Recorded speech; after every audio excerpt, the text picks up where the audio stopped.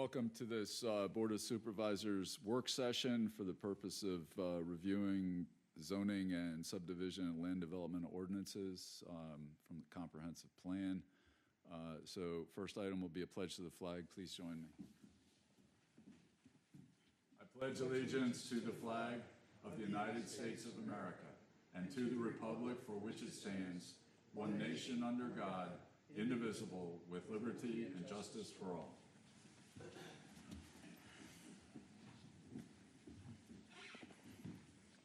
So at this point, we'll jump right into review. Mark, I'll turn it over to you to direct this. Right. Thank you, Chairman. Welcome, everybody. This is a process that's been going on for quite some time. This is the last phase of an overall project that included our comprehensive plan.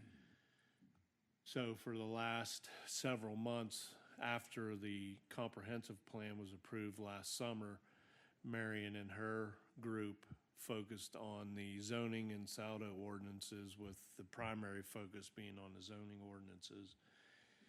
So her group met with Township staff multiple times and also presented her work and suggested changes to the Planning Commission and the Zoning Hearing Board. Both groups gave their input back to Marion. She incorporated that work, met with us some more, and here we are tonight. This is the first of 3 scheduled meetings. I'm not saying we're going to need all 3. That's my guess that we're going to need all 3. But this is the first work session. And that being said, I'll turn it over to Marion and she can start it off. Okay, great. Thank you, Mark, and thank all of you for being here tonight. I know this is up to 3 meetings is a heavy lift. We're going to try and keep it moving along as quickly as possible, but also not trying to hold you hostage each evening that you're here. So let's see, we'll just jump into, we're not wanting to jump into. So I put together some slides, really is more of a facilitation guide. My thought is not that I'm gonna, read each and every one of these to you word for word and go on from there. But I think Mark's done a good review of the process to date. But then I kind of wanted to talk about some of the bigger changes in the ordinance, some of the structural changes that we're talking about that I think are addressing key issues that the township has been facing over the last few years. And then I want to talk about more administrative changes, so some minor changes like definitions and how we regulate some things, just bringing those up to speed. And then finally, I want to talk about some of the areas that I think we may need some further discussion on to decide the direction that the township wants to take. So the idea is that we would do this over 2 to 3 evenings, and then between each one of these meetings, our team will work on the revisions we need to make to address your comments from the prior meeting.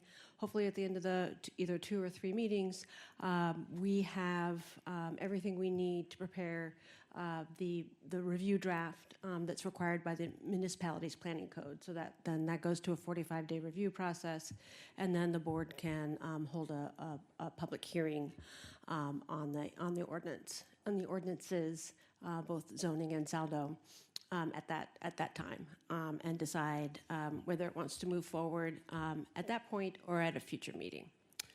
So we got through all of those slides already. Okay, so let's jump into the substance, and let's start with the potential zoning map changes. So here's a copy of the current zoning map. The areas that we're proposing changes in are outlined in the purple dots. One of the proposals is to change all township owned land to open space. Open space allows, parks and recreation. It also allows institutional uses. So even the wastewater treatment plant site could be open space and still be consistent with the zoning. So that's everything you see in green, and that includes rezoning the portion of camp security that the township purchased since the last time you prepared a zoning ordinance, rezoning that to open space as well. Other changes, if you look at the top left of the map, the little purple sort of cornucopia shape up there, those are, thank you, those are parcels that today, the residential parcels, and today the front half of those is zoned for their residential use, and the back half of them is zoned for open space, recognizing that they back up to the creek there. But we've proposed making, the entirety of each of those residential parcels residential. And then a couple of other areas I want to call to your attention are along Market Street, on either side of Mount Zion Road, addressing just some inconsistencies in the zoning, and also reflecting, we had a district that we were calling neighborhood commercial that was only allowing very, very light touch kinds of commercial uses. It really wasn't working very well for developing and redeveloping the parcels in that location. So we've proposed eliminating that district and then rezoning those parcels for mixed use. So that's a change. And then just north of the Galleria Shopping Center, sort of addressing, there's a whole mix of zoning districts in there, and there's a bit of a mix of development that's gone in there. So rezoning that mixed use to reflect the combination of little higher density residential plus commercial uses that have gone in there. Just south of that, the Galleria Mall site itself, and extending back towards where Target is, we're proposing that for a new town center district, which I'll talk more about when we get to the zoning district changes. And then the final area that I want to highlight is around Davies Drive here. We had a mix of general industrial uses, residential zoning, a lot of different things going on in there. And because there was residential zoning immediately adjacent to these general industrial uses, they were required to have very deep setbacks because they were so close to residentially zoned land. Well, that area is actually a mix of uses, including some institutional uses, some multifamily housing uses. So we've proposed rezoning that mixed use, both to reflect what's there and to make it easier to develop or redevelop the parcels next door that are zoned for general industrial. So I'm stop there and take any questions you may have about the proposals. Or anything you think that we may have missed when we were looking at changes that could be made.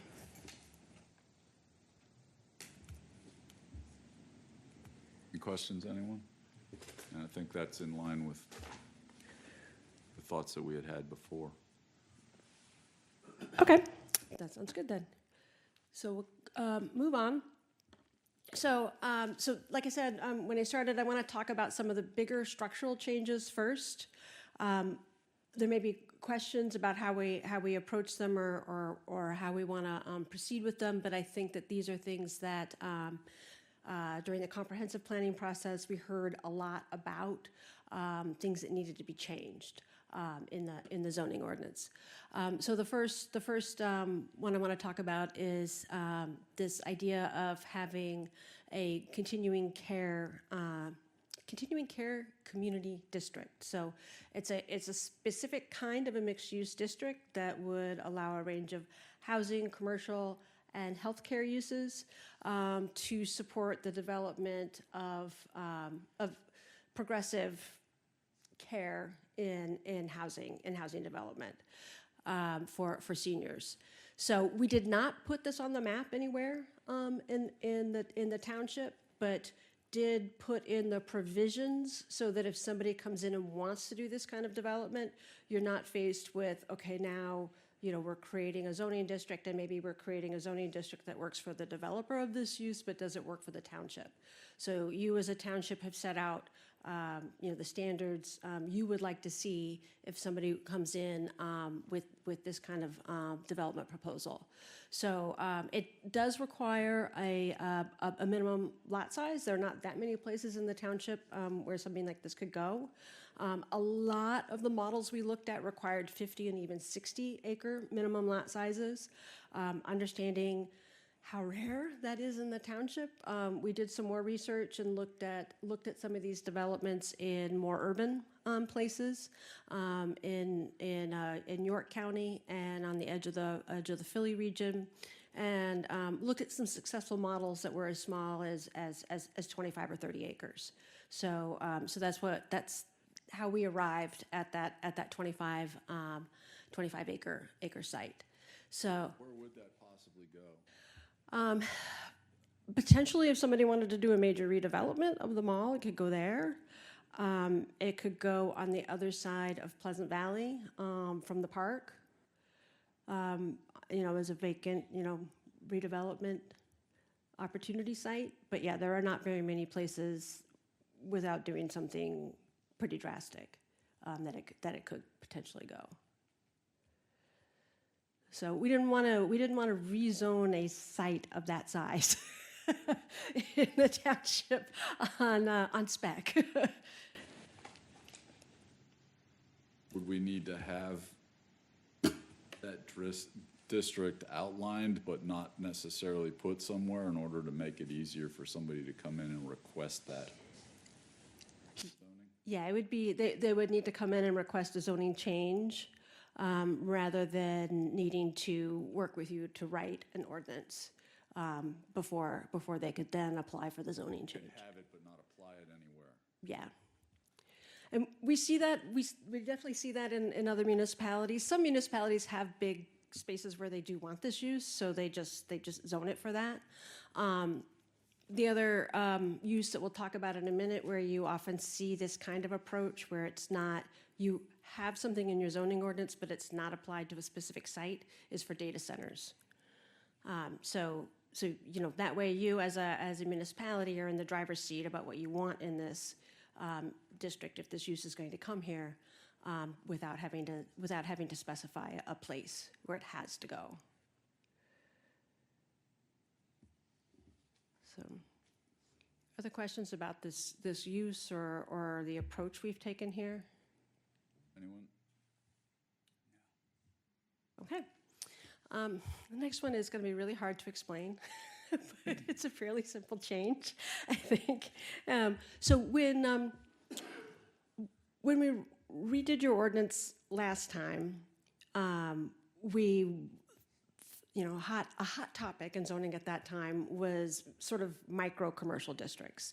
Something that's it's a mixed use district. You allow very small scale retail or commercial uses, like generally not even retail unless it's tiny, because that requires a lot of parking and all of that.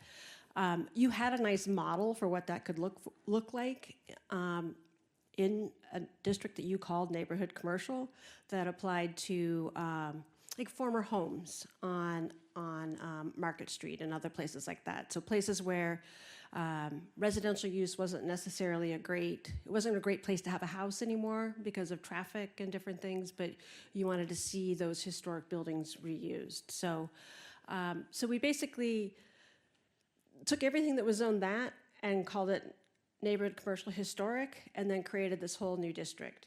The whole new district, like I said, we never really got development applications of that scale, and it didn't really seem to be working. So now we're just sort of going back to what we had before. And then what is in your zoning map today, neighborhood commercial historic, is now back to just being neighborhood commercial. And we rezoned everything that was zoned neighborhood commercial. And I think all or almost all of that went to mixed use. There might have been a site or two that went to multifamily. just based on what was there and what it was adjacent to. So, any questions about that? Where's the neighborhood commercial historic that's now neighborhood commercial? Where's that located on the Yeah. zoning map? Do you mind going back to the zoning map? I'm just curious. Yeah. So honestly, there's so little of it, it's a little bit hard to see. Sorry about that. So it's the pink that you can maybe barely see on the map in front of you between North Hills Road and Memory Lane, basically. Okay. You're on the proposed, so you would have to go to the old. So See it the- up there, right under the R7. Oh, East- okay. east of Yep. Market. Yeah. Okay, thank you. Yeah. It was a good question. So what implications come with removing the historic designation? Does that change anything in terms of what they can do with the buildings there? No, it's simply a name change. We added that historic designation just to differentiate the two districts. Slightly different uses were allowed. There was like if somebody wanted to open a very small cafe or something like that, they could in the district we created last time, which is not allowed in what is currently called in your ordinance neighborhood commercial historic. So, like I said, it's a minor change, but it's really hard to explain clearly. Okay, we can go ahead and go back. Okay, so more name changes. Oh, wait a minute, can you go back one more? Yeah, go back. Yeah, that's what we want.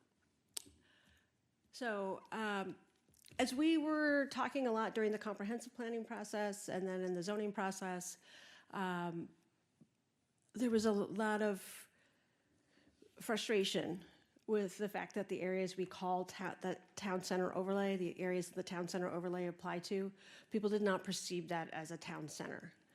And so I asked folks like, okay, is this like just a nomenclature thing or do you just not like the way the whole thing works? They're like, oh no, it's a nomenclature thing. So we've proposed changing your town center overlay to commercial center overlay because it applies to some of your strongest commercial districts. Basically, the provisions of it stay the same, but the other challenges that were happening in the town center overlay were how hard it is to develop small parcels for which the master planning requirements just don't apply well, and how hard it was to reuse an existing building if you were changing the use. So we've proposed two changes. One is that any site, 2 acres or smaller, no matter what you were doing there, tearing something down, rebuilding something new, whatever you're doing there, there is no master plan requirement. We did still leave those subject to the conditional use process, and we did still have some design-related conditions, particularly around things like sidewalks and street trees and streetscaping. So some of the things that have been important and successful. I think the township has been able to get out of that ordinance. The other thing that we've proposed doing is to make reuse of an existing structure by right. So you can make a small addition onto an existing structure, and that would still be by right. But if you're totally starting from scratch, then you need to go through the conditional use process. So and then there's just been a lot of confusion that the town center overlay is at the end of the ordinance where it's hard to find. So we'd move it back up to the districts it applies to in any revisions. So questions about this or other things that maybe we didn't address in the town center ordinance? Does that get rid of then the questions that have been asked about which zoning district takes precedent over what? We had overlays before. This is no longer an overlay, or it is an overlay? This is still an overlay, and then in the issue about the question between whether a flexible development overlay or a town center overlay take precedent, we put clarifying language in both overlays about which overlay takes precedence. that's a good thing. Yeah. Yeah, that was a lesson we learned while we were working on the ordinance.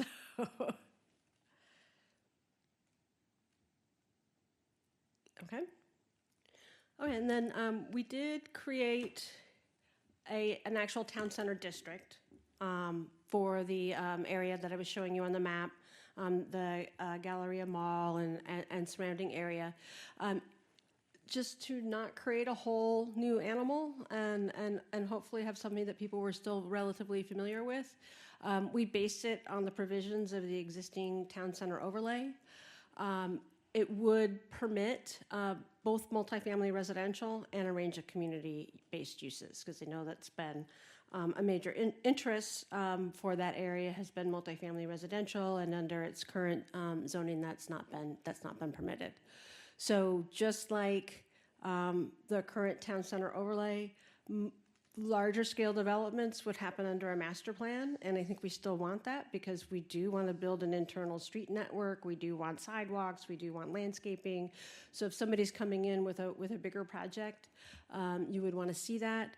But again, this is an area that we want to be encouraging new investment in, so try not to disincentivize smaller scale development. We would, just like we're proposing in the town center or the commercial center overlay, we would exempt smaller parcels, smaller than 2 acres, we would exempt them from that master planning process, but still require some of the basic design conditions. And then, again, make reuse of an existing structure by right, whether it's changing use or whatever. As long as it's a use that's permitted by condition, in the ordinance, it would be permitted by right for reuse. What's an example of a structure in that district? Reinvesting in something inside the mall would be one example.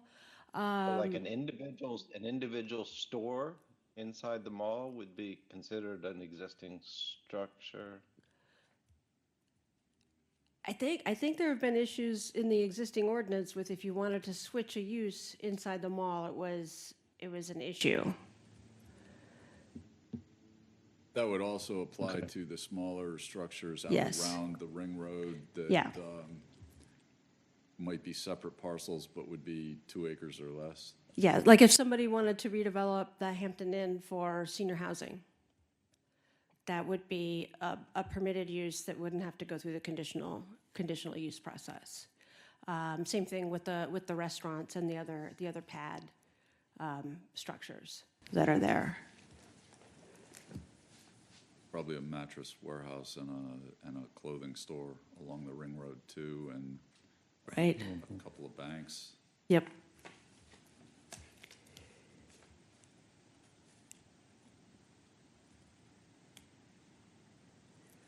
Other questions about that? Does that answer your question, Don? Yep. Okay. Okay. And I want to talk about data centers just because it's a very hot topic in the state of Pennsylvania and in central Pennsylvania in particular. We did not approach this like we did not approach this at this point, and this is something I want feedback on. We did not approach this as creating a standalone district. Rather, we added it as a conditional use in your business industrial and your general industrial districts. And then we looked at a lot of those model ordinances that are floating around right now and tried to look at conditional use standards that seem to make sense.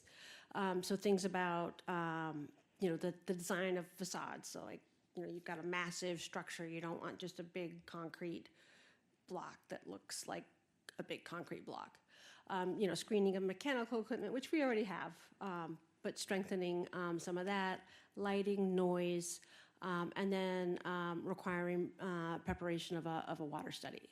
So those are the main elements from what we looked at that we've incorporated. Like I said, we did not at this point create a standalone districts. district, we have not set standards for electrical systems or required an environmental impact assessment, green building requirements, or solar provisions. But those are all things that we could add if that was important. I don't know how the township feels about the idea of data centers here. I don't know that, given land availability here, that Springettsbury is facing some of the same pressures that some of your more rural and suburban neighbors are. So I just don't know. So I want to make sure I understand what your priorities are here, and that we're providing an ordinance that provides you with the support for an economic opportunity and the protections from any potential negative impacts. So standards for electrical systems would take into account how much electricity How much? a building would use.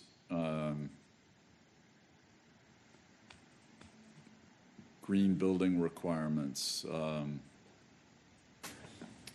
I know up at Penn State Hershey, they were using, what they call it, hot aisle containment, where they were using a passive cooling system rather than using energy to cool it. They were using the convection currents of hot and cold to drive the mechanism that would, I mean, on like 95% of the days of the year would appropriately cool the air coming out and return that to the building. I think that would be considered a green Yeah. method. Solar provisions, of course, Mark's going to want solar-powered lights all around the building using LEDs, right? Well, one of the things I wanted to say, and I just read the article, in Europe, they're actually using the latent heat to heat buildings and everything. And there are some other heat cycle power generation too, so I think if somebody ever wanted to come to us, we'd have to look at some of those new technologies that are already being used right now. Finland is a big one. Yeah, the only one I'm familiar with is actually using that heat cycle to cool the air coming in. So that they're not running air conditioning equipment, for instance. Well, they were able, theirs is actually underground. Okay, Underground, they capture the heat. Once you get latent heat, there's a lot of things you can do with it. You can heat domestic hot water, actually physically heat the building. And there are some heat cycle, electrical generation. yeah. things that are being tried right now.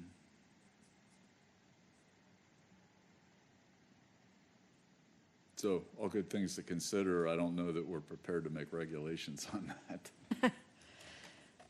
Well, I'll personally admit I don't know a lot about the data centers other than what I'm reading publicity-wise, and someone, of course, is out there trying to scare the public into believing they shouldn't be in their community, and a lot of the public is resisting that. I do know, or I read, that Manchester Township is in the process of drafting some ordinance related to that. It might be interesting just to see what they're doing, if we can learn anything from that. I know East Manchester just did. But I can see what Manchester, York County's been having some meetings for managers to review some things, some concerns, some things to look at. I shared those with Marion. Like, we may not have to worry about this, but one that comes to mind is shouldn't be allowed to be built on prime soils to preserve the farming industry. And there were some other things that were, a lot of people don't think about that were, like, oh yeah, I didn't think of that. But yeah, a lot of it's noise related, electric related.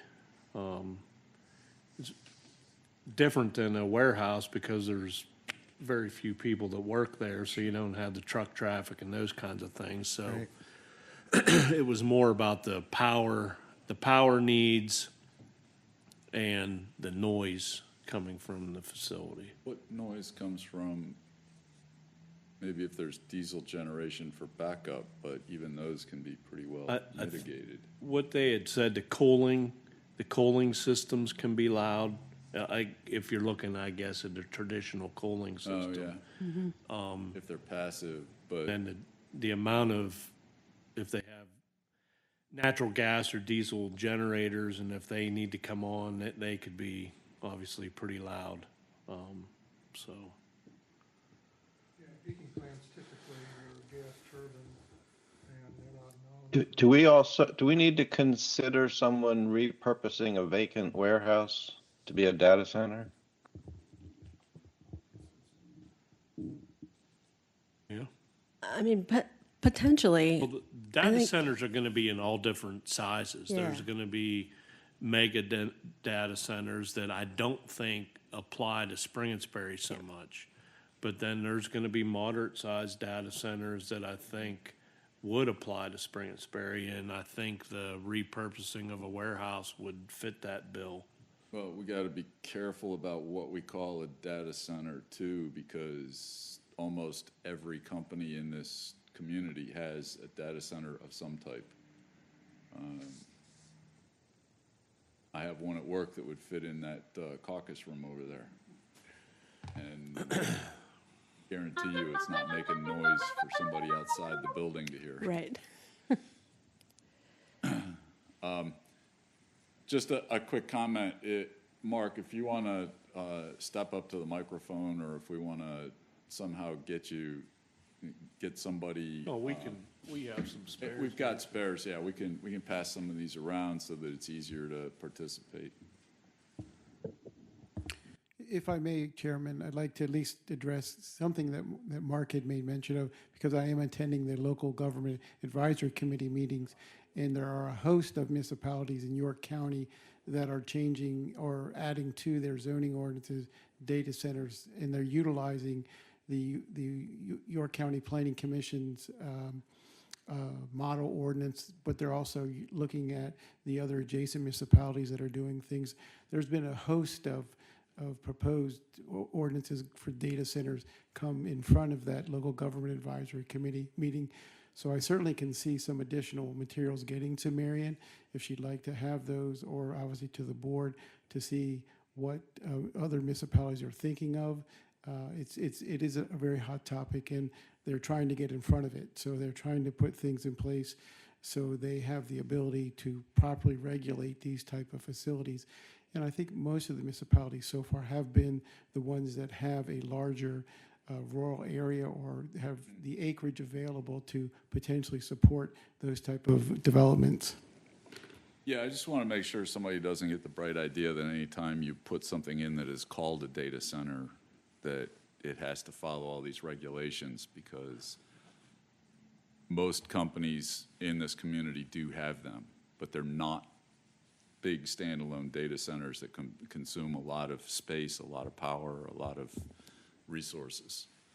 So I want to make sure that if somebody's putting in a manufacturing facility and they happen to need computers and they put a room in that is conditioned and they store some servers and some communication equipment in there, that we don't make them jump through undue processes and hoops to do something And I think that nature. that's fair. The ordinances that I've seen so far come in front of that committee have been of the larger scale nature, not something that you're referring to. And they're specifically defining what that particularly is. And I think that's what Marion's partly referencing, is the larger scale ones, or at least the medium scale to a large scale development. Yep. The one at Penn State, Hershey, was one of 3 pad sites that they had available for expansion, and the one building alone, you could probably play 2 soccer games in at one time. Never heard the generator running. It didn't make noise for the passive cooling system, but that doesn't mean it couldn't make noise and wouldn't draw a lot of power. So. Okay, we'll take a bit of a closer look, especially at the definitions, and probably get a little better handle on the scale. And that was right next to the pad for Lifeline, which made a whole lot more noise than the data center ever would.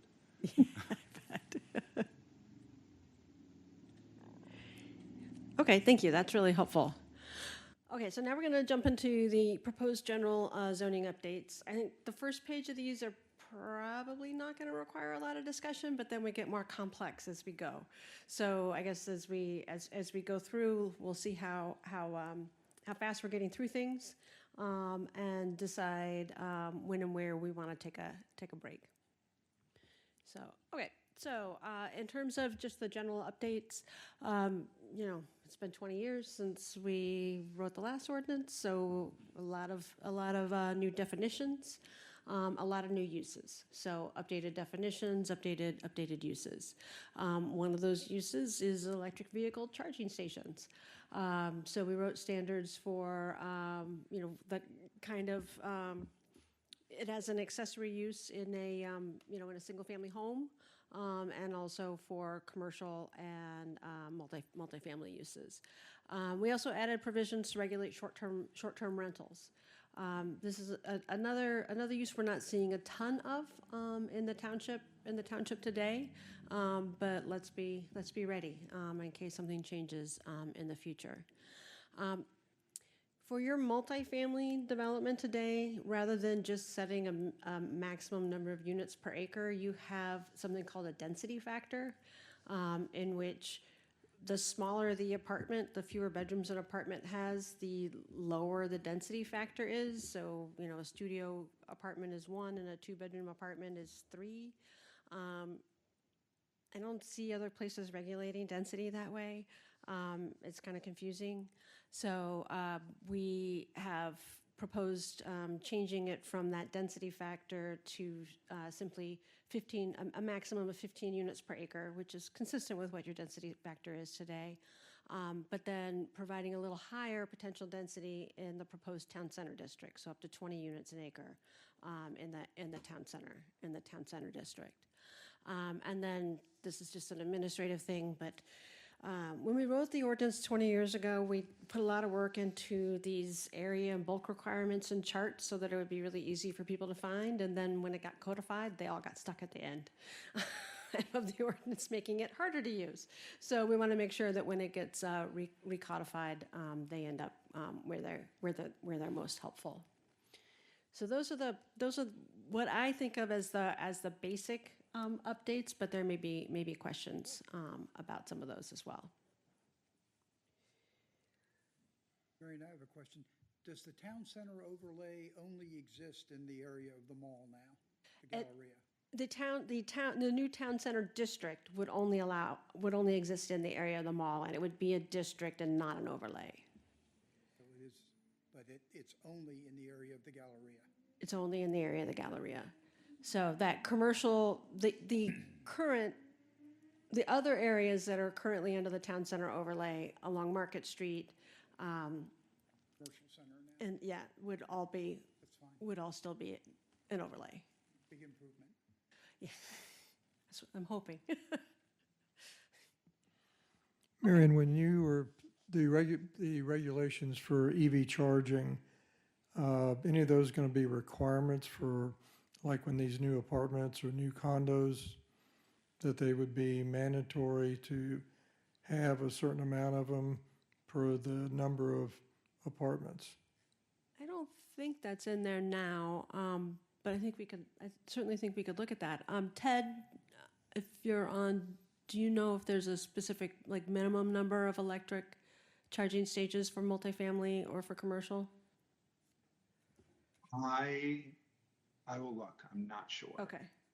Yeah, I guess I'm just trying to look at, we don't need extension cords being run out of, apartments to, charge their cars. And there's different kind, level 2, level 3, even some of the heavy duty industrial ones can, take as much current as a full-size industrial building.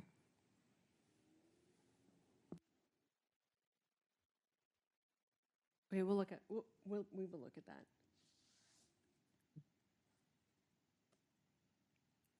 Okay, let's go to the next one.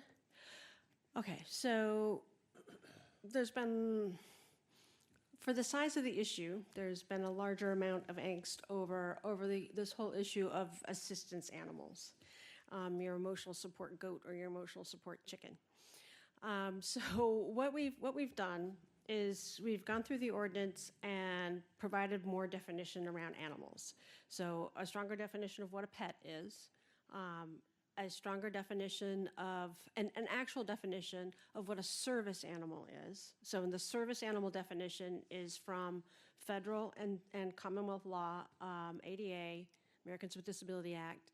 And the first line in the definition of a service animal is a dog. Okay, so it's a dog. We, as under zoning, we don't care because it's a dog. But the idea of a service animal and largely emotional support animals, there is more flexibility, but there are actually federal fair housing law that addresses service animals. So we've defined service animal according to the Fair Housing Act and some other industry websites that we've seen. And then for a service, if I want a service animal, whether it's a dog, a cat, a goat, a chicken, and I want my landlord to allow me to have that, I actually have to get a letter from a mental health professional certifying that I need that emotional support animal. So how we've done it for the zoning ordinance is from a zoning perspective, we don't care if it's a bird, a cat, or a dog, because we're not regulating those kinds of animals in people's homes.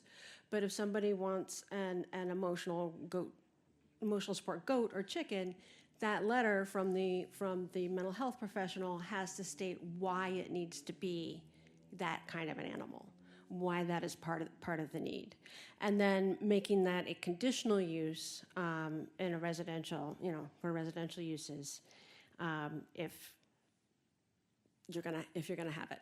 So you. Sorry, does anybody else here find this absurd? Yes, yes. So you can just say no, they're not permitted. That is absolutely something that you can do. Because it was covered under federal fair housing law, we decided to put some regulation in to address it. So, and you also specifically have something if somebody comes in and it's like, fine, get me this letter. And that's a minimum requirement. That doesn't seem like that's a firewall to anything. Well, I guess I'm one of the one, I do exercise every morning. Sunday morning, all you got to do is watch Tales of Valor, and you'll find out what's being used for service animals and emotional support animals. It's been anywhere from a pigeon to a small pony, dogs, cats, you name it. And I have no trouble believing that anyone can find a medical professional Yeah, who will write that's a the letter problem. saying that they need to have their emotional support alligator and they can't have any other pet other than that. Yeah. Yeah. Could we limit it by weight? Nothing larger than 30 pounds. And So, nothing smaller than, well, yeah. Yeah. I need my emotional support cockroach. I mean, we could also just prohibit the use of a non-traditional pet emotional support animal in residential districts. I mean, somebody could challenge you on that, but it is a possibility. We went in for like maximum protection of the township if somebody wanted to make a legal challenge to the provision. Does a landlord of a multi-tenant unit have the right to say no pets of any kind? They have the right to say, they cannot say no to actual service animals. So service animals are covered under the American Disability Act, so they are, Dog and they are that dogs. is a registered service animal trained would dog. be okay. Yes. Trained for the purpose. Yes. So you cannot prohibit somebody's service dog. Under the Fair Housing Act, if you're a landlord and somebody says, this is my emotional support dog, this is my emotional support cat, then under the Fair Housing Act, you as a landlord need to say yes to that. So, Mark? From the Well, he needs a microphone. perspective, Mike. having, Hang on a second. from the zoning, can you hear me? Okay. I'll use this one. So from a zoning hearing board perspective, we, in the past, have gotten a lot of these, and we really had no clear definition to base our rulings on. Having this, and I will say that this is one of the things that I kind of championed, it gives us a better definition, it gives us the resources in order to make our jobs easier when these come up before us. It's not going to be perfect by any means, but it does make it so much easier. And it's just going to make our whole process a lot more streamlined. I don't think we're going to get the number of requests for zoning variances that we had in the past if this is clearly stated in the ordinances. And that's why I would hope that we do adopt this one especially. I will say, John has has service dogs that will point out your emotional support animals. You can shoot them. If it's a pheasant, right? If it's a chucker or a Exactly. dove, or maybe a chicken. so If we implement any of this, what happens to the ones that are all out there already? It's an interesting question. Are they grandfathered in? How could they be grandfathered if there was never any recognition that they were there? You might want to put on for the ones that are out there, when the animal dies, that's the end of that special exemption. Actually, But if there was- that's what we did. If there was no exemption given and somebody just had something and now they want to call it that, does that consider it grandfathered, or is that a new request? Well, I'm just saying that if zoning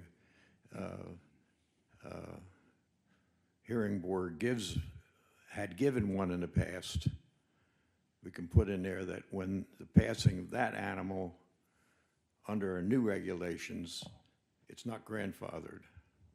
That's my suggestion.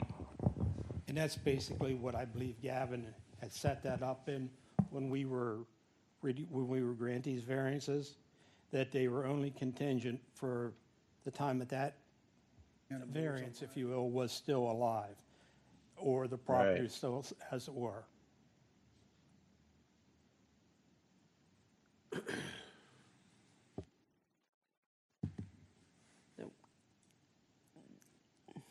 not to, I don't have a dog in this fight. Sorry, I couldn't stop myself. I really tried. Whether they're allowed as a conditional use or just expressly prohibited, I just think that we should be very clear in the ordinance about the direction we want to take. And it doesn't matter to me personally at all which way we go. I wanted to go as far as we could in this first draft of providing a model of how Yeah. you could address this. Sounds like zoning hearing board has vetted this and likes what you were planning, Okay. so suggest we just move So- forward. Is there, So you're saying conditional use, Marion?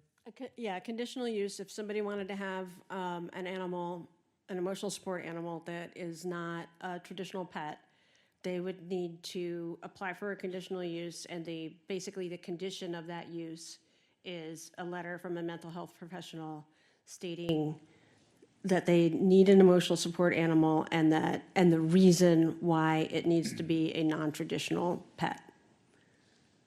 So it can't just be they need an emotional support animal, so give them a goat. It's they need an emotional support animal, and for this reason, it must be a goat. And what's the process for that conditional use being approved? They submit the letter, Right, they And they submit, just get it by right then?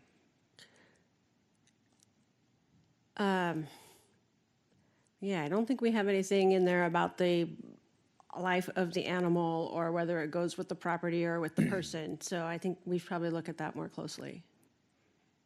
Yeah, well, yeah, my question is, does it go to the zoning hearing board? Does it go to the board of supervisors? Oh, it goes Does to the Board of staff Board of approve it? Supervisors because it's a conditional use.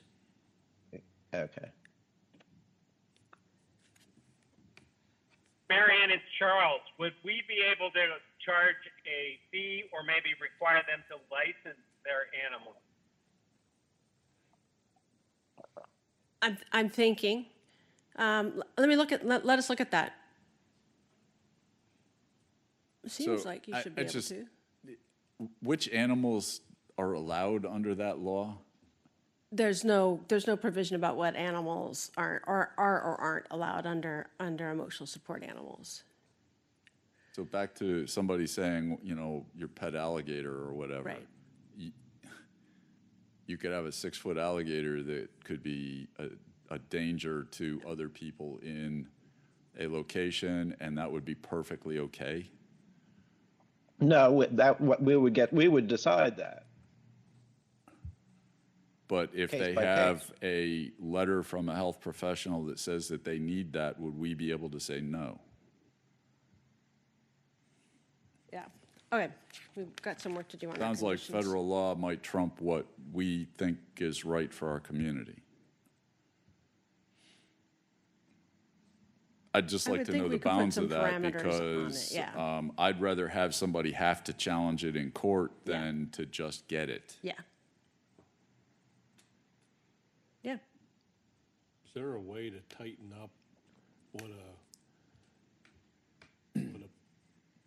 What kind? professional, like healthcare professional, whatever that phrase, is there a way Yeah. to tighten that up to where you don't go online and spend $25 and get a self-made certificate?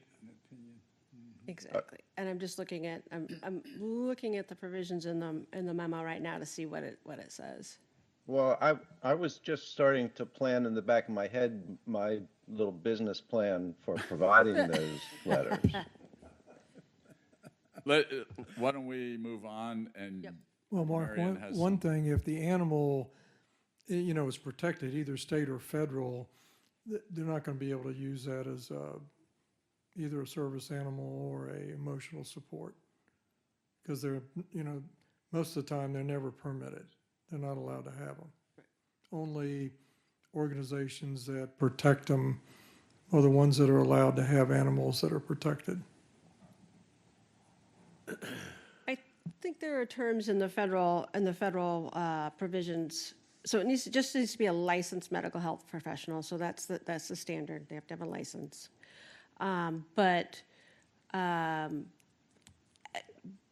That people are entitled to a reasonable accommodation. And I think that we could probably list some animals that we do not think are Consider reasonable reasonable. accommodations or list animals that we do think are reasonable accommodations and then beyond those.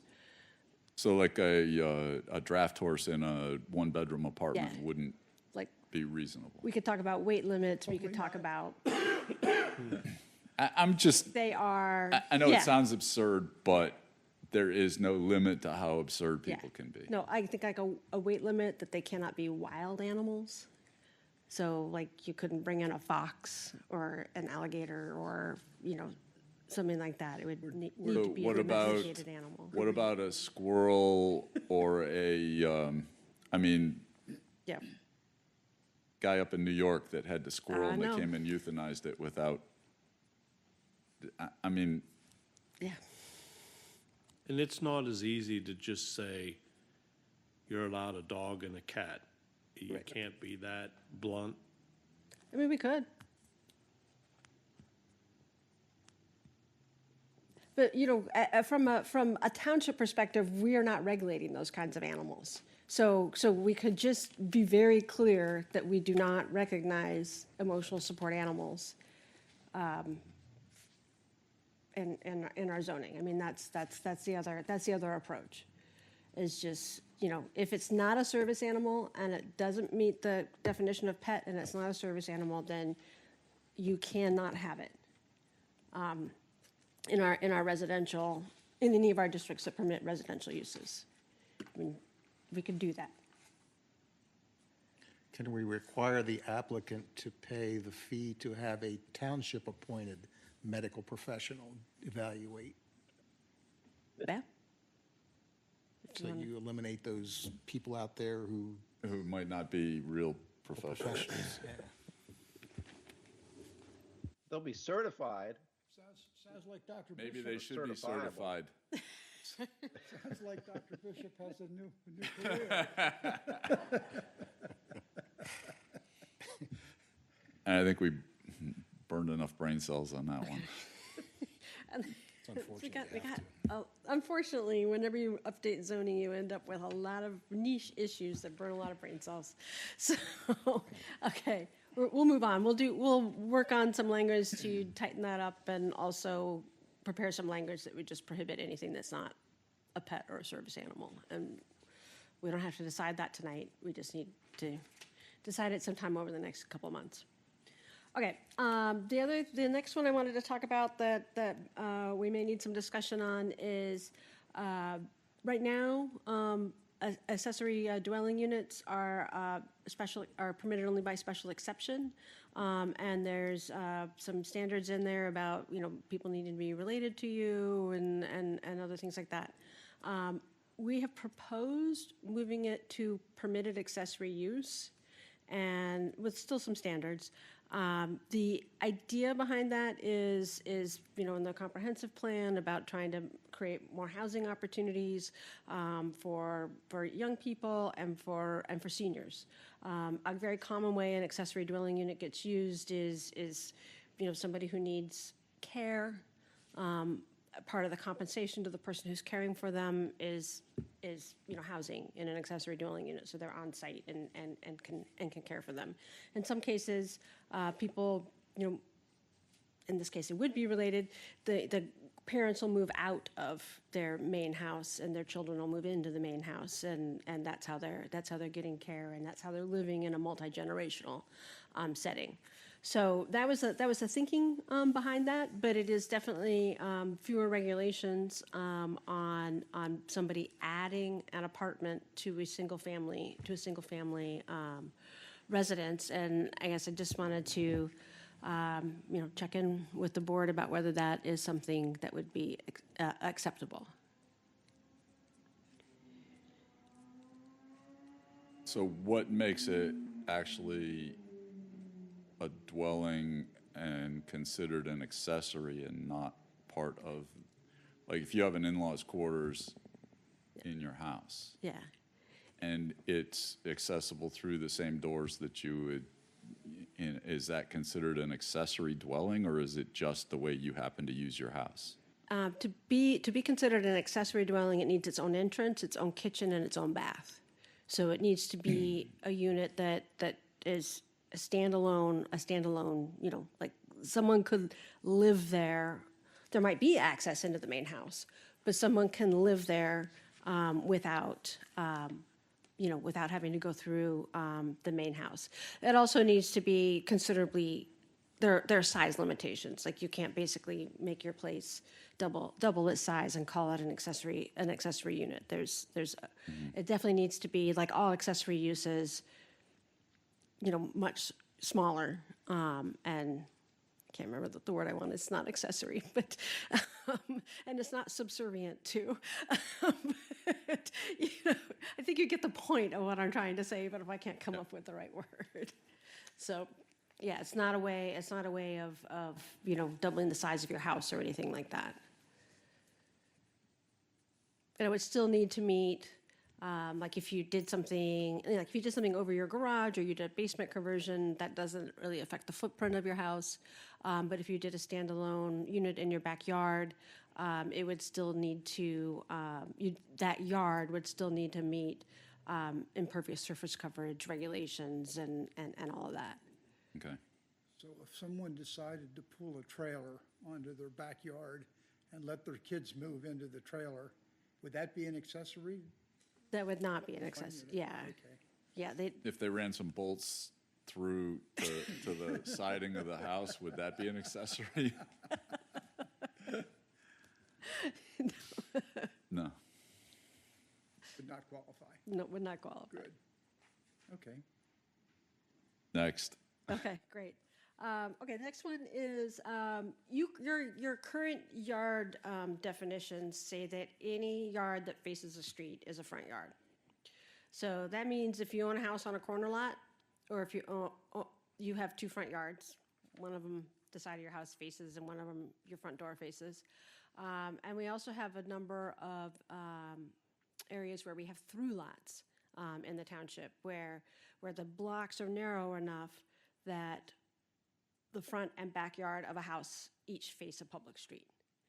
So because we call any yard that faces a street a front yard, that creates barriers for people who want to do things to their property that another, a more traditional lot would just be able to do, like things like having a 6-foot high fence across what is functionally your rear or side yard. It can be a challenge to locate sheds and swimming pools and all that. We have proposed defining front yard as the yard that your front door faces, and the rear yard being the one opposite that, and the side yards being the ones that are on either side of your front door. And then, but if we did that, that would mean that people could put a 6-foot fence along their side yard, could put a 6-foot fence along their rear yard if they have a through lot. As long as they could meet setbacks, they could. For pools, you still have to go in the backyard. But for some other accessory uses, as long as you can meet setbacks, you could put an accessory shed in your side yard if you can get it far enough from your lot line and your fence to do that. So there would be potentially that could create some situations that you wouldn't want. But the trade-off is that people who have corner lots and through lots are not having to come in and get variances every time they want to do something that any other house in the township could just do by right. So the idea is to not disincentivize making investments in houses that arguably are more visible than some other houses in the township, but then you have to make sure that those are the kinds of activities you want going on in those yards because they're more visible. So is that something that we would want to make sure that, for instance, if there was a corner lot and you decide you want to put a 6-foot fence up, that you would need to adhere to site distance triangles and things like that? Yeah. Can't just indiscriminately put the fence up where you're right. blocking view of traffic. Right.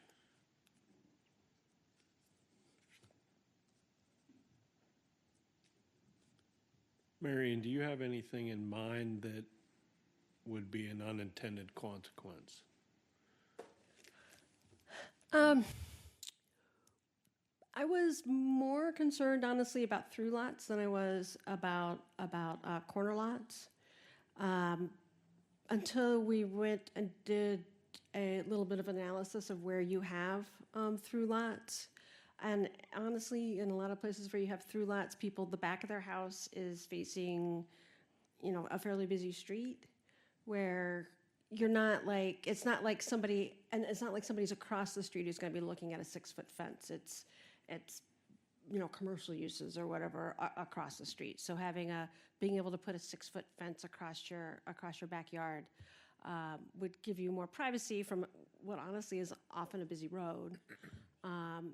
We looked at regulations for where you can put a pool, and we actually don't talk about pools being in the rear yard. We talk about it being to the rear of the house. So I think that's something we want to address, just in terms of describing where pools can be and be clear that they need to be in the rear yard.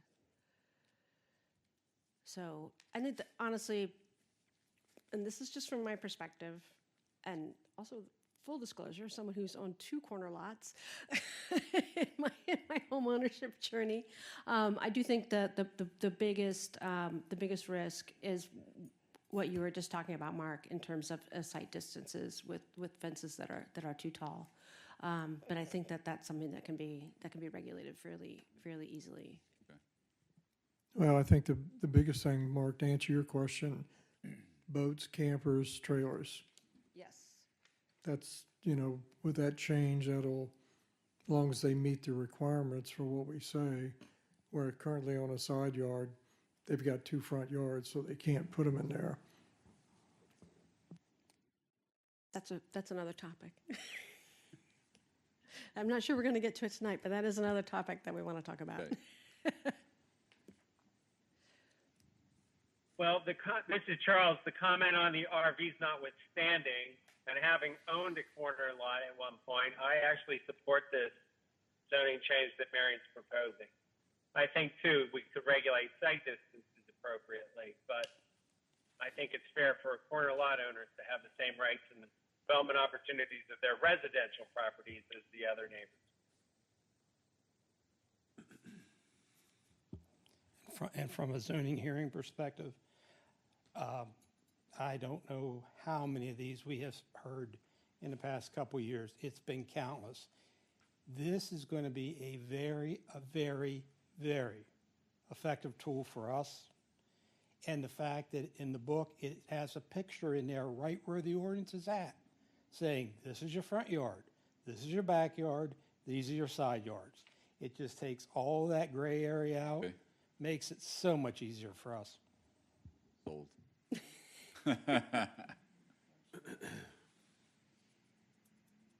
Okay. The next one we're not going to talk about tonight. Good. So no matter whether we have 2 or 3 meetings, the last meeting is going to be the one where we talk about signage. But anyway, we've proposed considerable updates to the sign ordinance. And at a future meeting, we will talk about those, including electronic messaging signs.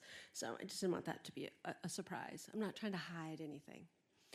Okay, so the next hot topic, as we've been calling it in the staff discussions, are temporary events. And we're looking at 2 different kinds of temporary events. One is for commercial uses, which we regulate today.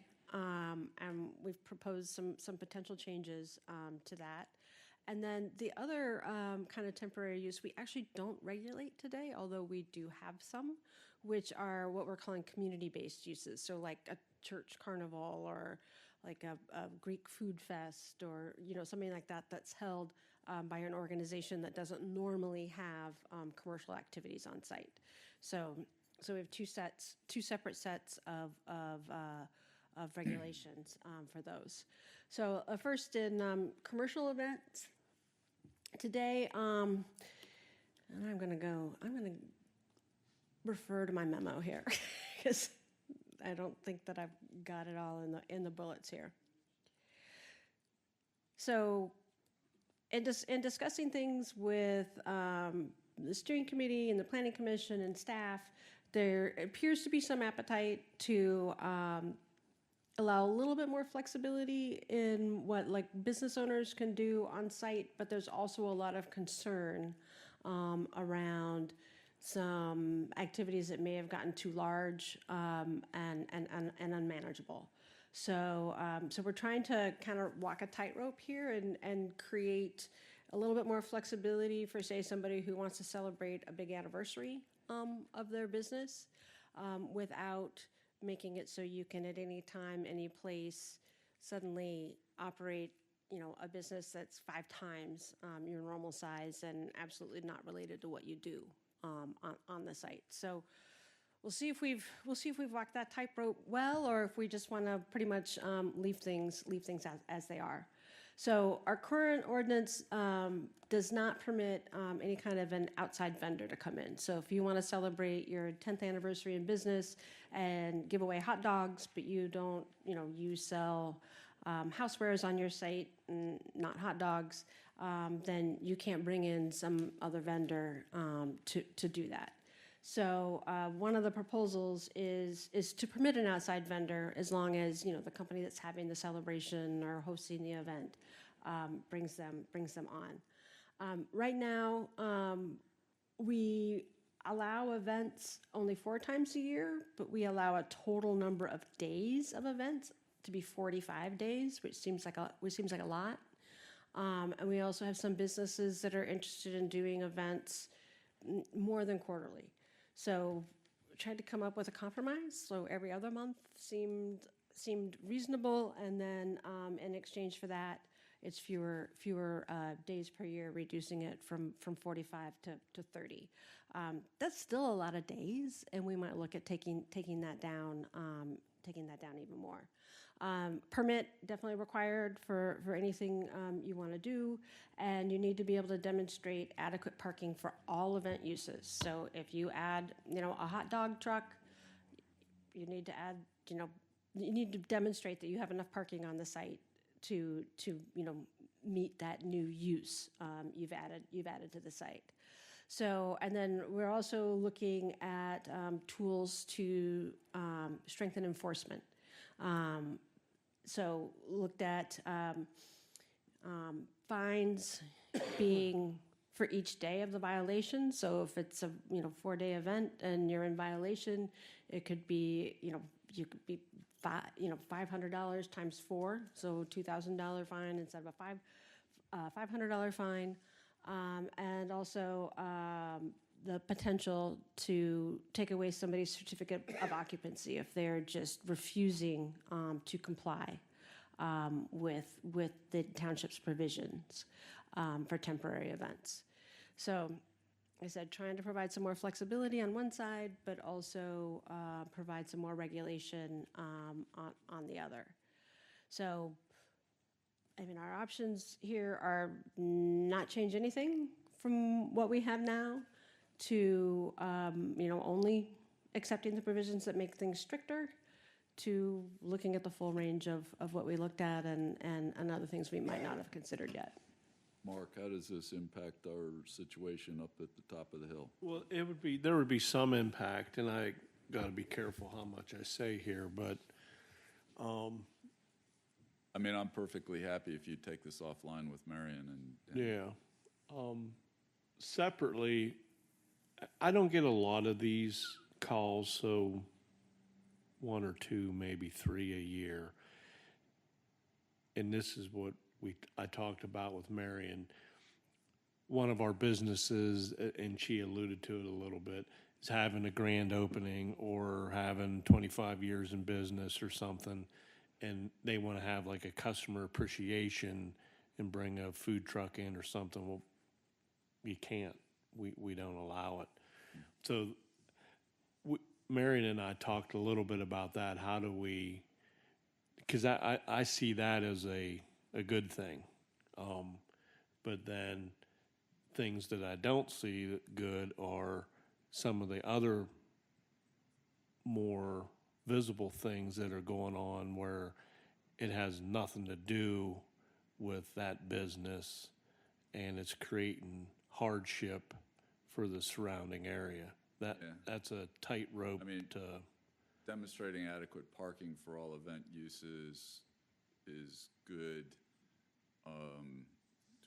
Do we want to say something about flow of traffic around this site? We can look at anything.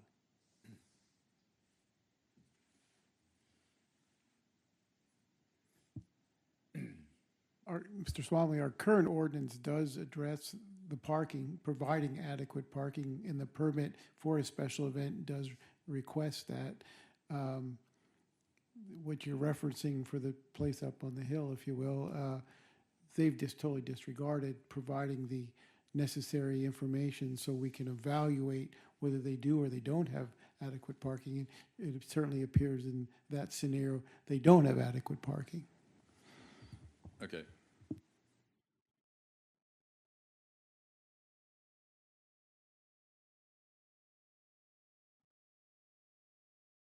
So this is definitely one we can think about and come back to.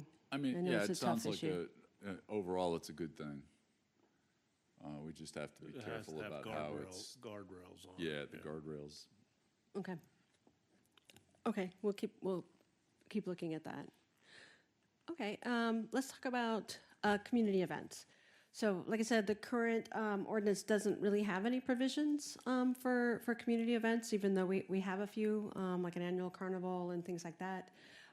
So we have proposed, actual standards for that. They're limited to one event per year for a maximum of 7 days, requires permits, and then outdoor sales. If you've got outdoor sales, you need to show sufficient parking, and signage is regulated under the civic event sign provisions. So, which allow both signs on the site saying, "Hey, we're having this great carnival," and also for off-premises signs, advertising in the community that the carnival is coming up, and it limits the number of days and size and all of that. Does this have any impact on park events? I don't think it has any impact on our events.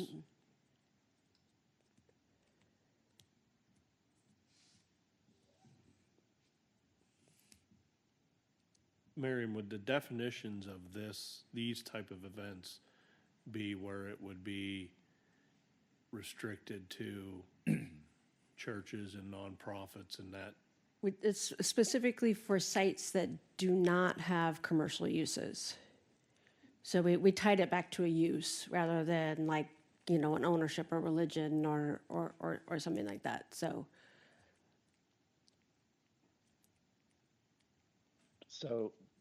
how does a block party fit into that? you would need to have you would need to get a permit, and That would be non-commercial. that would be a non-commercial. So Use. once a year for 7 days, that would be a That would be heck a of very long block party. Well, I think with, if we're talking block parties and things like that, we probably don't want to limit it to one a year necessarily. I think block parties would be great in this community. Maybe we want to just, for some things, limit it to the total number of days, not, Okay, because somebody could have a fall and a spring, yeah, or a 4th of July and a Memorial Day or whatever. yeah, I think the proposed language kind of gets confused with allowing those kinds of. It definitely looks like it's written to regulate the things that we already have. But like the applicant may sponsor temporary events at properties that do not have regular commercial activity. I'm not sure how a block party fits into that. And I'm also not sure that if we had a party on my block, we couldn't just have 7 different applicants and have as many of them as we want all year long. okay. We'll look more closely at that. We currently, there's two different areas of the township, and they've been doing this for years, where they go through the police department, they get a permit, and they close their block down, they close the street down, and they get road barricades from Public Works, but it's a whole process, but it starts through the police Starts through department. the police department, And okay. that's what they're using it for, and the questionnaire, because I sign off on it, but the questionnaire asked about toilet facilities and all those things, but it's generally, that's answered by, the parties meant for the residents of that neighborhood, so everyone just uses their own, but we can certainly review that. Yeah. Okay, But that only happens, Pinehurst is one, and I forget the other street, but it's like every year they have been doing it for quite a number of years. yeah. Okay, If I may, with regard to community or neighborhood yard sales. And we have that question posed the last handful of years since I've been here, exactly how to deal with that. And it's been challenging to say the least, because folks are wanting to properly advertise for that. And the ordinances, as it's currently written, provides a fair amount of limitation to do that. And it frustrates the folks that want to do this. And I think they want to do it all for the right reasons. And I'm not sure that we currently have anything that really works quite so well. And I'm just wondering, are we addressing that in some capacity here, Marion? Or if we aren't, I think we ought to in some manner, so that we're not necessarily not allowing these type of events, because our ordinance right now really doesn't permit them so nice and neatly. It's always kind of trying to finagle it to make it work for those folks, because we think it's in the best interest of the township in that neighborhood, because they're doing good things. It's just that our ordinances are not so explicit of how you go about that. Yeah, well, we have we have an ordinance for yard sales, and then in the zoning ordinance, the signs for yard sales are regulated under the sign ordinance in the zoning ordinance. So we did actually do some work to try and bring those two together. So in terms of how we regulate yard sale signs, so that it was more consistent with the regulations of the yard sale ordinance. So, but I guess I wasn't aware of other conflicts between that or provisions that weren't happening elsewhere in the ordinance to support yard sales.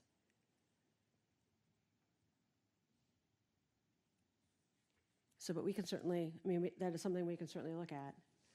But yeah, the only real provision for yard sales in zoning is the signs. And we definitely did update those. Okay, let's Okay, move on. so let's see. The next thing we'll talk about is other kinds of temporary uses. And here really we're talking about portable storage. We have provisions in the ordinance today for the portable storage pods. Honestly, the restrictions are pretty strict, and if you were a residential person who is trying to move using a storage pod or trying to empty out, a parent's house into a storage pod to move it into either your own home or longer term storage or whatever. You only have 3 days to have that storage pod there. And just from a logistic standard, that's not necessarily how they work. So we've proposed increasing the maximum number of days per year you can have a storage pod from 3 days to 15 days. And in non-residential districts, from 30 to 60 days. So I don't know if those are exactly the right numbers, but I know that 3 days is not enough. Well, I guess a question I would have would be if somebody's planning something versus an unplanned event. Tree falls on a house, bad water leak, or they've got, black mold issues. Pretty typically, nothing's going to happen even in 15 days. You're probably talking more like anywhere a month to 6 months, particularly with dealing with insurance and stuff like that.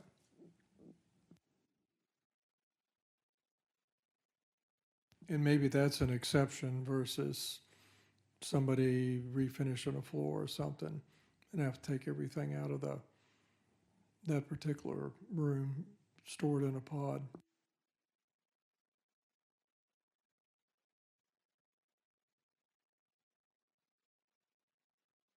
Yeah, that makes sense. Thoughts about, does this work? Want to think about it? Do we regulate locations of these things at all? We do, and I cannot remember. I don't know, Ted, if you have that handy. I can't remember if they need to be in the driveway or if they're allowed to be at the curb. Yeah, currently in the zoning ordinance, it has to be in a paved surface. So on the driveway, cannot be in public right-of-ways. Cannot be in public right away. Yeah. Okay, thanks. If you have a contractor doing work on your house, contractor wants to put a trailer with his tools and all in, and he might be working there for 60, 90, 120 days. Maybe put something in an exception for that type of activity. I know typically, I don't think it's written in the zoning ordinance or anything, but if work is being performed in a construction manner, or there's a building permit or something, it's assumed that the dumpster is there for the time being for construction, that they don't really need a separate permit from the building permit for the pot itself or dumpster. Okay, that's good to know. So the other thing is we were talking about temporary uses is the issue of salt storage on site, and obviously during winter months and the shoulder months, there's a lot of salt that's stored, but sometimes some users just sort of leave it there all year, and that runoff from that salt is obviously a water quality issue, and it's an aesthetic issue as well. So we've proposed some regulations that would limit on-site, that would limit outdoor storage of salt to October through April. And then if you were going to have it on site after that, you would need it in some kind of a watertight storage container so that it's not running off into the system. Mostly places with large parking lots that they have to maintain. This is one that I brought up to Marion, and my point was we regulate where your trash dumpsters are allowed to be. It can't be in your front yard or whatever, and we have a property not far from where we're sitting where it's right out along Mount Zion Road. The salt storage is, and it's there all year. If you drive by it now, there's salt in it. So this is one of the things I brought up to Marion.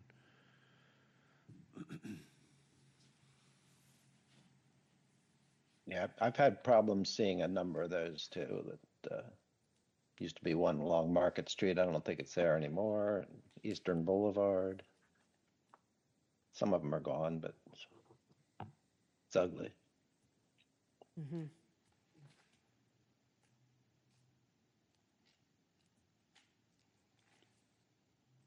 Okay.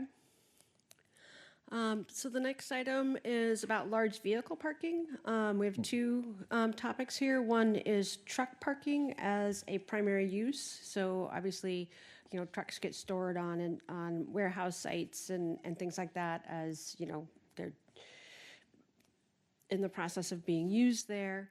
A bigger issue that's been coming up sort of region-wide is the issue of trucks needing a place to be. So we've proposed some provisions that would permit truck parking as a conditional standalone use.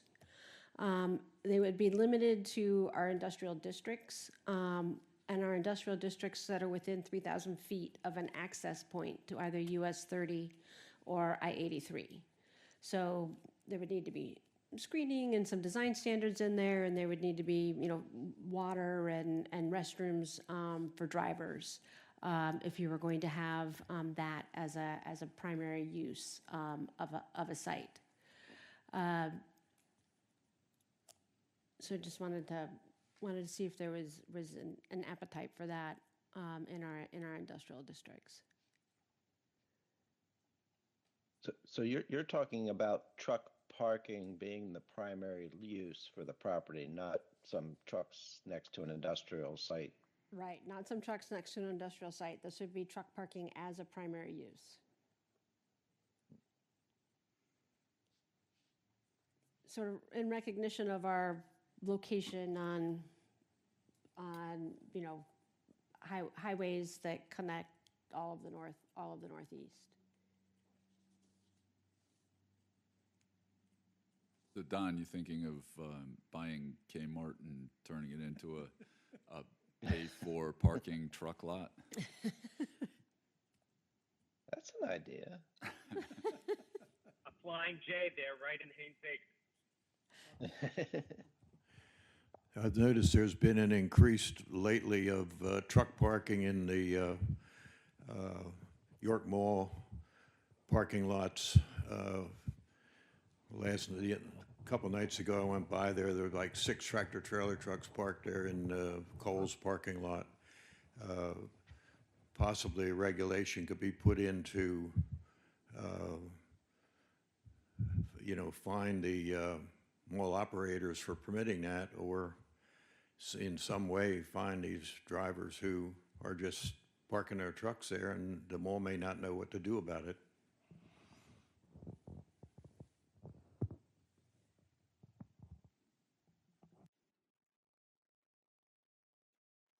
So with Are this- there any examples of this dedicated truck parking now in the township that you're proposing, Marion? I don't think there are any examples of this that I'm thinking of. This is just more, recognizing our location at a transportation crossroads, and is this a service we want to provide? Potentially. That truck parking that's up in, Beside up Sandbank Yeah, Road, up beside Sandbank Road. Harley Davidson, that's trailer parking, tractor trailer, but the trailer portion, but the board granted that.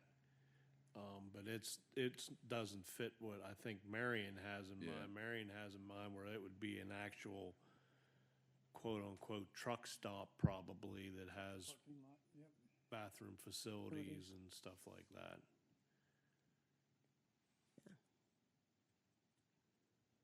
Wouldn't have to be a full-service truck stop, but like the drivers would need to be able to access, basic amenities at least. If we So don't this is Charles. I think that the market overall in the whole 81 or 83 corridor services this need a little better, and I don't know that we want to create a zoning provision to chase a business that I think otherwise is served elsewhere. That being said, if somebody is wanting to redevelop the Kmart in that line, I think we would handle that through the normal development. I don't know that we need to have something set up just like this yet.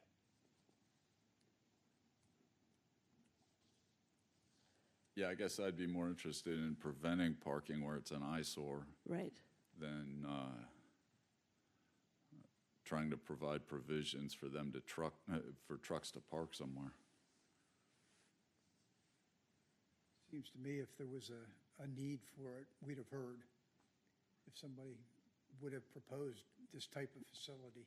Yeah. I can't imagine that the land in our township wouldn't be more valuable than a use for parking trailers. Something else. Yeah. Okay.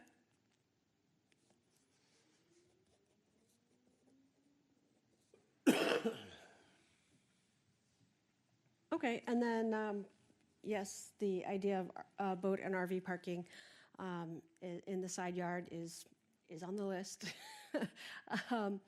And we do propose permitting it in the side yard on a corner lot. I mean, the issue there is some of those vehicles are taller than 6 feet. So even if you had a 6-foot fence, you might see the top. Sorry, I can't hear Marion at all. Oh, I'm sorry. Is this any better, Charles? Nor can I. Don? Yeah, now. Okay. So we have a proposal that goes along with the side yard definition to allow boat and RV parking in the side yard of a corner lot. So it would need to be screened with a 6-foot fence, but RVs in particular, some of them are taller than 6 feet. So you would still see the top of that. The way we could leave the ordinance as is and just say that for the purposes of RV parking, any, a side yard on a corner lot is still considered a front yard, and just leave it as it is. But since we were addressing side yard issues otherwise, we wanted to at least bring it up. So we've left the same setback requirements. You need to have it pretty far back from the street and all of that. Seems to me that's one of the reasons why you would want it to not be called a front yard anymore. Yeah. So kind of defeats the purpose to call it a side yard and then not allow people to And use then it. allow it, yeah.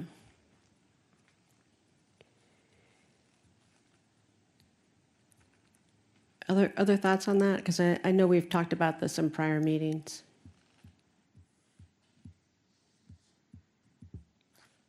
For what it's worth, from our zoning hearing board perspective, we do get these requests fairly often. And in most cases, the applicants are pretty much willing to do whatever's reasonable we ask them to do in order to comply.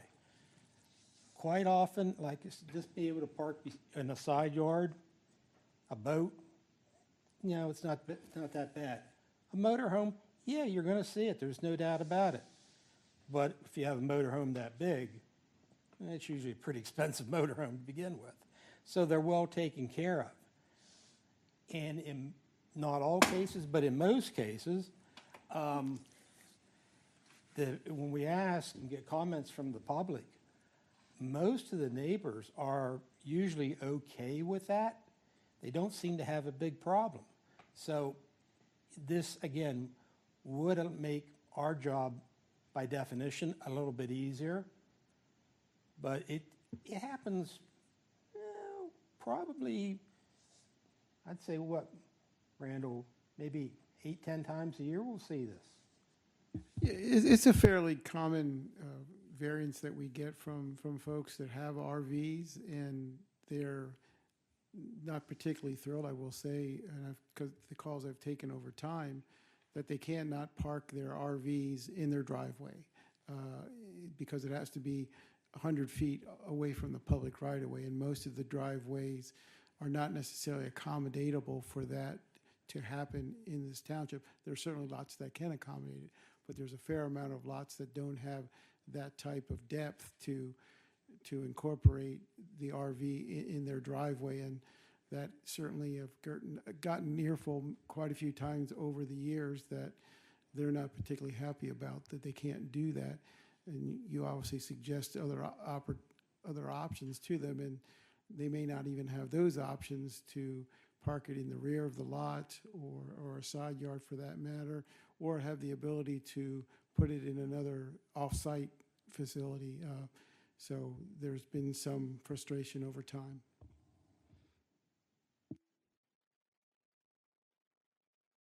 Okay. It sounds like we're okay with moving forward with that for now. Yeah. I have one more zoning slide, and then we could jump into subdivision. Subdivision has just got several minor changes, one big one that we might have discussion on. All right, so miscellaneous uses, that's what we're down to. So talking about food trucks, we talked about those in terms of special events as a temporary use, so just defining them and enabling them to be used at events like that. But also perhaps permitting them by special exception in our more industrial districts. It's a use you see in a lot of industrial districts that don't have a standalone restaurant that enables people who are working there to go out and grab a quick lunch without having to get in the car and drive someplace. So that was the thinking around that. And it's also sort of a small business opportunity to start with a food truck. If you get bigger from there, that's great.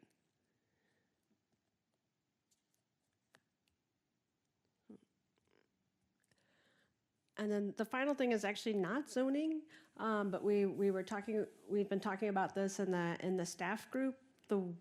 Our website talks about what you can and can't do in terms of open burning, but we don't actually regulate it in the township. DEP has a model ordinance that I think we could pretty easily shape to what the township's needs are, consistent with the language that's on the zoning ordinance. But then if you had an issue with burning, you'd have an enforcement tool if you actually had an ordinance. What does that look like? So what's allowed, what isn't? Yeah, under the it's model. like, it's things like how far away you have to be from a building, what time of year it's permitted. What were some of the other things that were in there, Ted? I know I keep calling on you, like, with no warning. No problem. Sorry, and sorry if I've missed a few. There's been times where I just couldn't hear much at all, so I hopefully Okay, it wasn't sorry. just silent under that. But I am looking up. But that sounds right. It wasn't a real. There wasn't a ton of things. There's a framework, but looking it up. I So, do have an answer for that much earlier question about electronic vehicle charging stations. Is they are never mandated, so there's never a minimum requirement for them. We have it's standard that in residential areas it was one charging station per dwelling unit is an accessory use by right, and anything more than that would be conditional. But it was Okay. never a minimum. so if we wanted to incentivize the installation of those or require them in multifamily, a minimum, we would need to change that. Okay, so Yeah, we can force electric charging stations when we force multifamily units to put in gas pumps. yeah, Yeah, that's the point as well. I did find in the model ordinance, I'm scrolling through, there's a lot of definitions. Enforcement orders. Prohibit household garbage from being burned. It actually Yes. is more than there.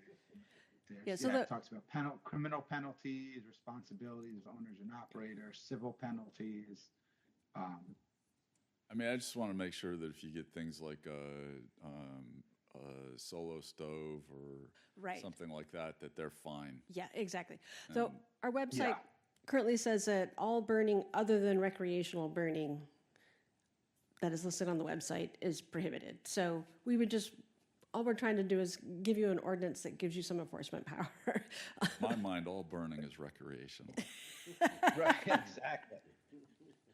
Well, I recall a number of years ago, like 15 years ago, that the board and Charlie Roush was the solicitor then, and it was a long discussion, and the ending result of that discussion was the board at the time was concerned about regulating something that someone has a chimenea or someone has something, Yeah. and it got too complex of what would be allowed and what wouldn't be allowed, and I think that was the ending discussion, or the conclusion was leave it alone.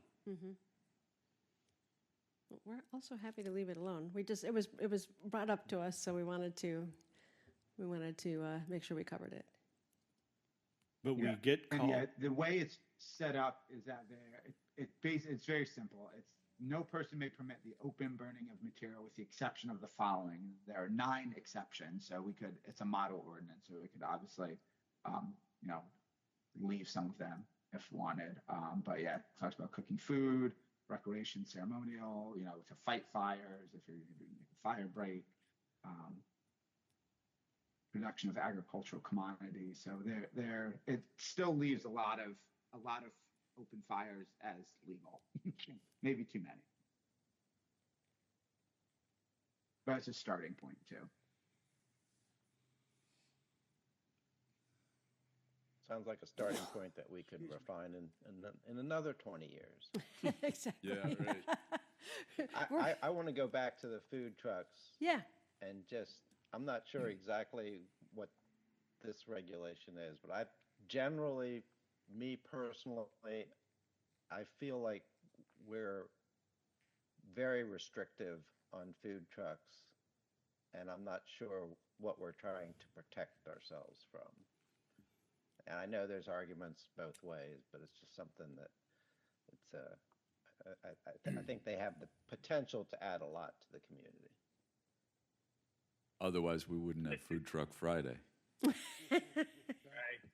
This is Charles. I agree with Don. Okay, I mean, we could certainly look at,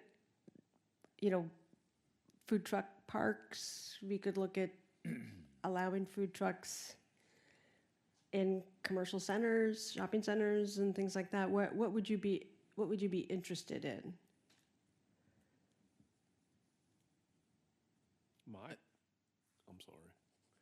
My only concern would be from a commercial standpoint is if you have a strip mall that has a pizza place in it, now a food truck comes in that serves pizza, now it's competing against that storefront.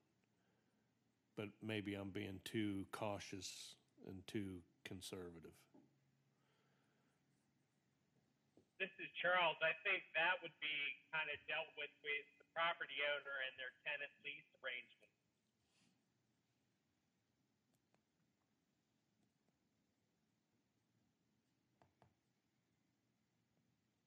Yeah, I have no idea how this is handled elsewhere. I did read about something in the city of York recently that they were changing some things, and I almost never want the city of York to be our model for how we do things, but there are other cities around that do a better job, probably.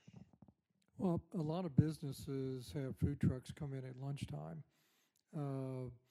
Berg used to have a full cafeteria, and that was done away with, and there was stuff in a vending machine, but a lot of people would walk outside to the food truck and get a sandwich or something over getting so-called fresh sandwiches out of a machine. We chased that veteran away from the furniture parking lot that was setting up there at lunchtime. Right. Selling hot dogs. If he got somebody to sponsor him from the store, would that really be a problem? I don't think so. In my opinion, it wouldn't be. And I think that goes back to what I think Charles was saying. Let the owner of the property regulate the owner of the property has to agree to whoever's going to be on their property, selling their product. Yeah, I can just see that the pizza place might be renting from an owner who doesn't really care and says, yeah, go ahead and put the truck there. So that would run into an issue. But I guess that would be between the lease of the pizza shop and the owner.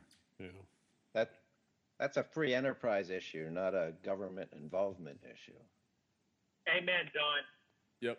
But doesn't the guy who runs the pizza shop that has a permit that's in a shopping center, doesn't he pay a mercantile tax to Springettsbury, whereas the guy who pulls up in a food truck, I'm assuming, would not pay the mercantile tax to Springettsbury, which creates an unfair competition in and of itself. Well, I think there's a way that they would have to pay the mercantile tax. We would have to know about it and then notify York Adams Tax Bureau that business is operating in the township, that the food truck business. Right. Could that be required of the permit? It certainly could. That was what I just was going to ask. I would assume that we would be requiring a permit for them to operate wherever they may be operating. So it sounds like we're open to having food trucks have more flexibility. Okay, we have some language for that. Okay. My only concern was how do we regulate, like from the furniture store, having 10 food trucks pop in there and then we're creating traffic issues and like, is there another way other than the special events that's mentioned here? Well, I guess I'm suggesting that it would be by permit, sponsored by the owner of the property or the business or whatever, and that You know, if they have a small lot, maybe we could have something that's based on the amount of space available and parking available and things like that. I think we should hire a really good consultant from out of town to advise us on this. Thanks, Don. We'll work on You it. brought it back up. Hey, I lived in Portland, Oregon for years, which I don't know that Sorry. anybody has a bigger food truck culture than there. So, yeah, thanks. Okay, anything else on zoning that either we want to revisit, or in your review of things you had thoughts or concerns or questions on that we haven't talked about? You already said we're moving electric signs. Yeah, we're not doing that tonight. Okay, so we Signs have is its 10 own minutes meeting. to go over saldo. Or we could do that when we do signs. Either way. You said that there were some very brief things here. That I you think there's wanted- some brief things, and there's one item that we might want to have a deeper discussion on. So let's go over to the saldo. Yeah, you can go ahead, and then one more. Okay, so a lot of the changes that we're proposing are really administrative changes. So right now, we require a specific scale. We require plans to be on a specific material that nobody provides them on anymore. So just more flexibility on plan scale requirements, requiring them to be at an engineering scale, but not a specific scale. We asked people to provide 11 hard copies of the plan. At this point, the most we ever use is 8. So let's take it down to the most we ever use, save a couple of trees. There's been a lot of concern about the 8-inch curb height, particularly in parking lots and all of that. So this is not actually in our subdivision ordinance. It's in a separate piece, but we want to get that. We want to change that, take it down to 6 inches, and then something that's good for us. This is a little bit more than administrative. Is increasing the state law has now increased the flexibility on fees in lieu of recreation facilities. So we don't have to give them back after a certain period of time if we haven't used them yet. And they can be used not just to purchase land, but for a number of other uses. So we've updated language in there to take advantage of the new flexibility that Commonwealth law gives us. So those are the easy things. One potential hard thing on this slide that I wanted to talk about, we require separate applications for subdivision and land development. So it's 2 separate processes. Most places, you know, if you're subdividing the land at the same time you're developing it, allow a single application to go forward for that. So we've talked to staff about the idea of you know, allowing a combined application when they're going forth at once.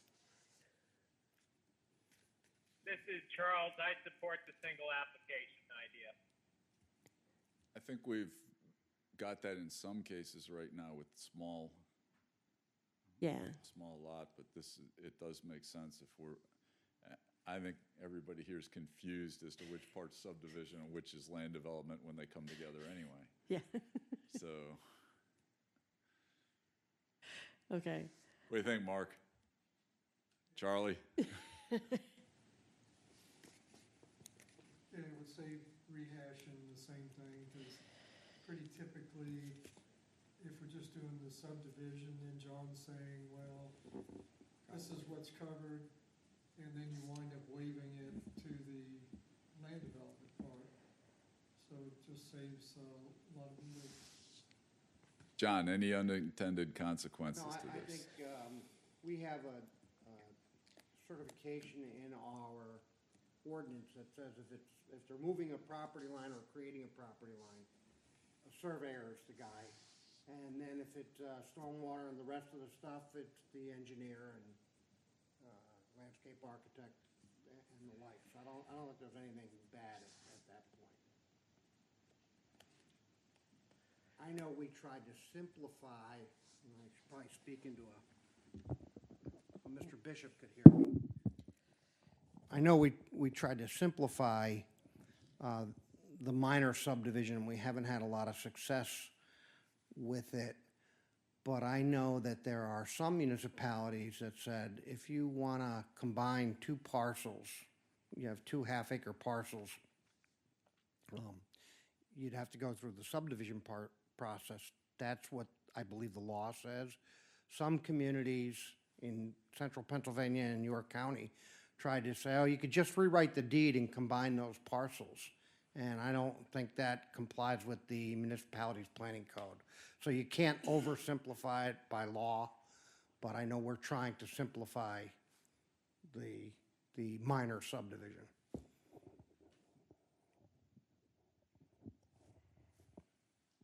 For what it's worth, as the Director of Community Development, I'm all for these proposals.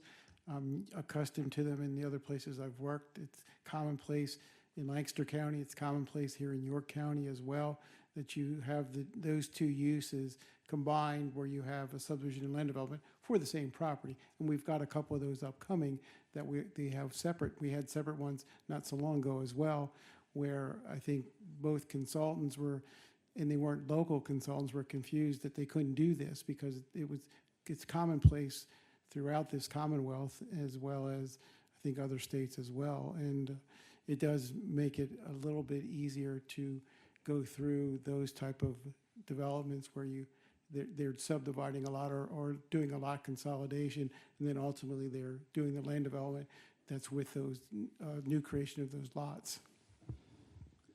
I do have to say I'm less concerned about an out-of-town consultant being confused than I am about unintended consequences. Is there anything that we give up that we lose? I know that we've mentioned second bite at the apple a number of times when we were talking about subdivision and land development.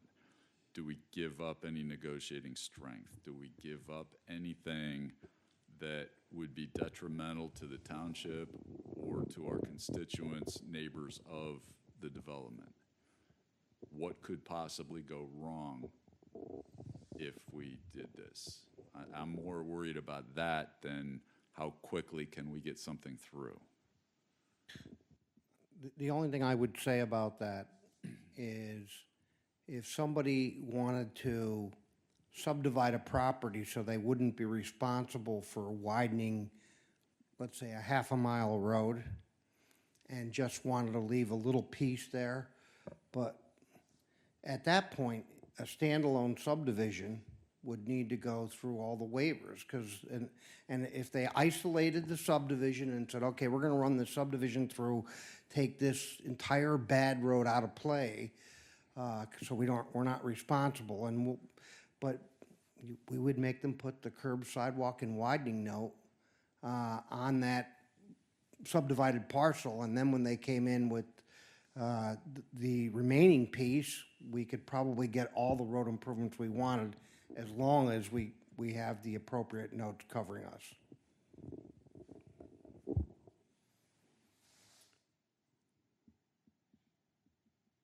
Any other comments from board members, Planning Commission? Charles, any thoughts?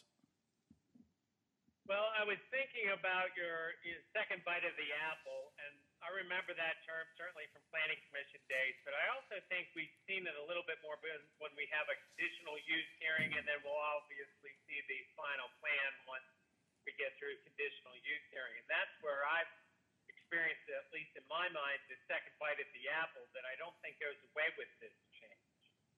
The only other thought I had was, we could always, I don't know if there's a way to, for lack of a better term, create a fast-track process. If it's a simple enough of a reverse subdivision or a simple land development plan, we allow them the single application based on staff or management's judgment, but then also reserve the double application for something that we think would be complex enough. I don't have any examples on either in mind, but just throwing it out there.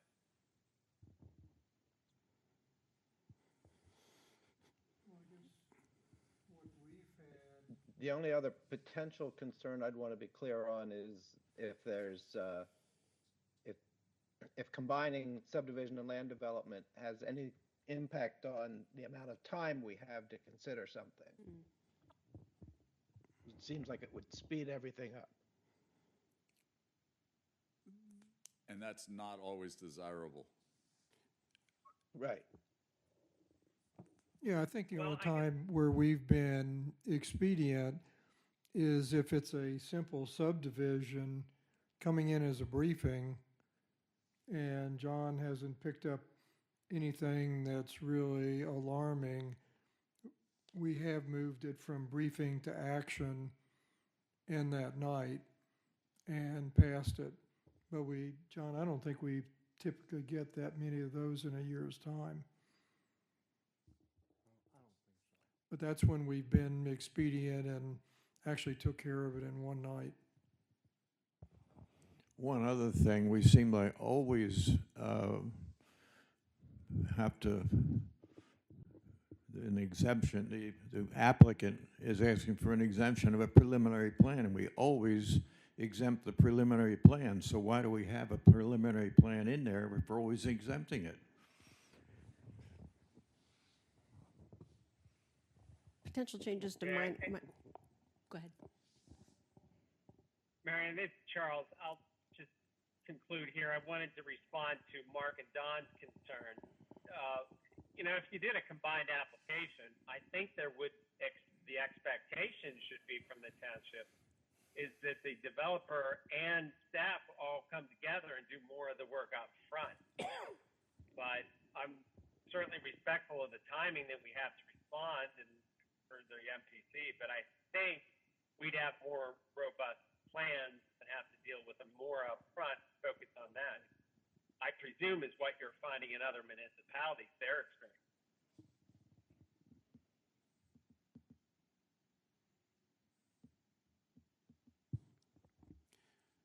If I may, being that I've been doing this for a long time, I have not seen the downside, and you're talking about what are the consequences that may come about. In 37 years of doing this, I don't know that I've seen that downside. Maybe it exists, but I've seen so many municipalities combine these processes. It just means you have to make sure that they're covering the bases in one plan that they need to accommodate. It's holding them accountable, just like we hold them accountable now, and that you avoid the situations that have arisen over time where you're going to see a couple of those upcoming where they're asking for deferrals of 12, 13, 14 items in the ordinance because it's all going to be done as part of the land development process. So it hasn't made a whole lot of sense from my perspective to why we're even doing that, because if we combine the processes, that's not going to become necessary to even do that. And I think over time that's frustrated the board, it's frustrated the planning commission, it's frustrated me for that matter. I just was quite unfamiliar with it when I came here. I'm not saying it's necessarily wrong, but I have seen it utilized in so many municipalities in these two counties over time. And I'm speaking of Lancaster and York. I even had some experience in Berks County. This is a routine way to do business. This is not uncommon.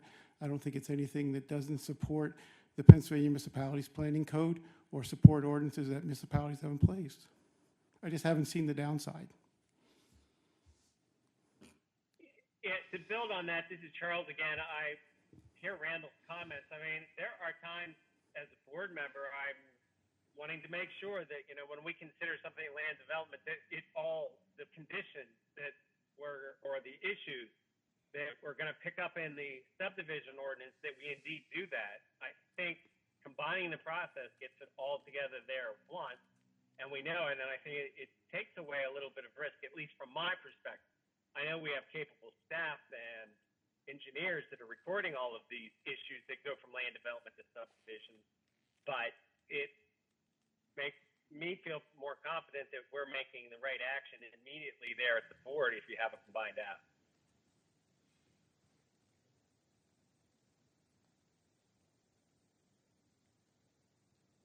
Any other comments?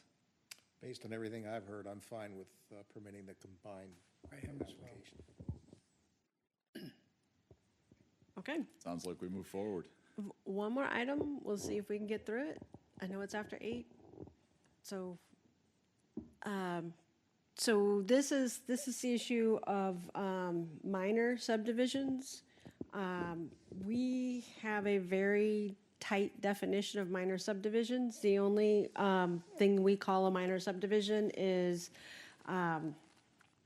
a residential subdivision that creates no additional lots, buildings, structures, roads, or improvements of any kind. So basically, it's a lot consolidation. That's the only thing, a residential lot consolidation. That's the only thing that we consider a minor subdivision. The township receives a lot of waiver requests on small subdivision applications that do not meet these requirements, and they're often approved. But they require a lot of work from the applicant, from the township staff, from the planning commission, and the board of supervisors. So what we've talked about considering doing is expanding the definition of minor subdivision. So could potentially include division of a single parcel into no more than 3 lots, consolidation of not more than 3 lots into 1 or 2 lots. But so that could be for residential, commercial, industrial, any kind of use. It's not just limited to residential, but would expressly prohibit the creation of new streets or development of any nature. All new lots would be required to have street frontage. So that means you couldn't have a minor subdivision being something that creates a flag lot. So you would have to, be on the street. And then, so what would then happen is that the public improvement requirements of the SALDO would be triggered when development occurs rather than when the subdivision happens. So we would still follow the same rest of the process that the township does for minor subdivisions, which basically exempts people from preliminary plans, preparing a preliminary plan, and then their final plan specifications that are just not relevant to a project that's not going to have development, not going to require any new streets, not going to require public service, sewer, water extensions, and all of that to work. But it would still require applicants. So we're not just saying, okay, you're automatically waived from all these requirements. You would still have to apply for a waiver, and that waiver would have to be granted by the board in order to do that. So that's probably the biggest change, and it's the last change that we've proposed in the SALDO. And I know it's late. We don't have to decide on this tonight, but I did want to at least get a chance to lay it out so people could be thinking about it.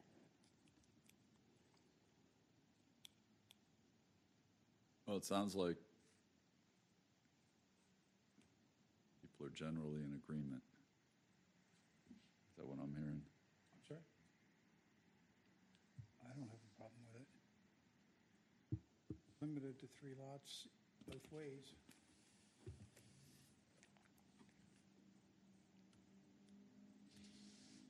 New streets or development of any nature require limited lots. Any comments? Don, Charles? Nope. This is Charles. I support the change.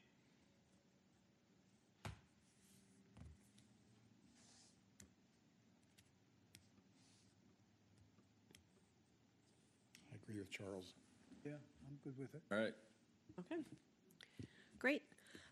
So for our next time we get together, we'll report back on how we've approached changes that we talked about tonight, the things that we're like, no, you go back and do some more work on it. We'll go back and do some more work, and we'll report in on that, and get your thoughts on the updates, and then it's sign. So,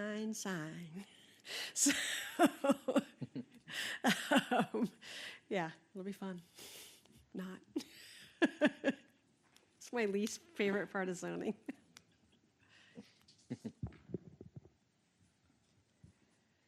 No more signs allowed anywhere for any reason.